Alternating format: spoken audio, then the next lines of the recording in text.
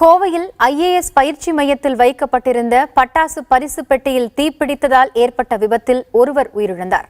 இதன் விவரங்களை வழங்குகிறார் செய்தியாளர் சுரேஷ். கோவை காந்தி பார்க் பகுதியில் உள்ள தனியார் IAS அகாடமி கோச்சிங் சென்டரில் இன்று மாலை 3:30 மணி அளவில் பட்டாசு சத்தத்துடன் கூடிய ஒரு தீ விபத்து ஏற்பட்டிருக்கிறது.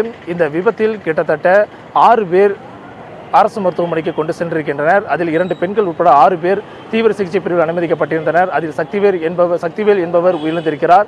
விபத்து ஏற்பட்ட 15 நிமிடங்களுக்குள்ளாக தீயணைப்பு வாகனங்கள் வந்ததாக கூறப்படுகிறது. தொடர்ந்து 1 மணி நேரத்துக்கு மேலாக நீடித்த இந்த தீ விபத்தில் முழுவதுமாக அணைவதற்கே கிட்டத்தட்ட 1.5 மணி நேரம் மேல் ஆகியிருக்கிறது. மேற்கொண்டு உயிர் சேதம் இல்லாத வகையில் அனைத்து மாணவ மாணவிகளும் உடனடியாக பொதுமக்கள் மற்றும் காவல்துறையினர், தீயணைப்புத் துறையினர் அனைவரும் இணைந்து மீட்டுள்ளனர். இருந்த போதிலும் இந்த விபத்து எதனால் நடைபெற்றது என்பது குறித்து காவல்துறை மற்றும் தீயணைப்புத் துறையினர் முறையாக தற்பொழுது விசாரணை மேற்கொண்டு வருகின்றனர். இது தொடர்பாக காவல்துறை வழக்கு பதிவு செய்துள்ளனர். இங்கு இருக்கின்ற மாணவர்களிடம் நமக்கு தகுந்த தகவல் நமக்கு வருவது என்னவென்றால், இங்கு சமீப காலமாக, அதாவது நேற்று முன்தினம் தான் இங்கு பட்டாசுகள் கொண்டு வந்து வைக்கப்பட்டதாக சொல்லப்படுகிறது.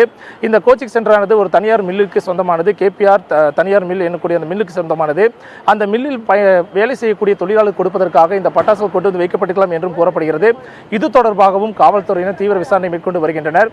அதாவது தீயணைப்புத் துறையினர் மற்றும் காவல்துறை முன்னனுமதியின்றி எப்படி இத்தனை பட்டாசுகள் இந்த கோச்சிங் சென்டரில் கொண்டு வந்து வைக்கப்பட்டது என்பது குறித்தும் தீவிர விசாரணை தற்பொழுது மேற்கொள்ளப்பட்டு வருகிறது. புதிய தலைமுறைக்காக கோவையிலிருந்து ஒளிப்பதிவாளர் முத்துப்பாண்டியுடன் சுரேஷ்குமார்.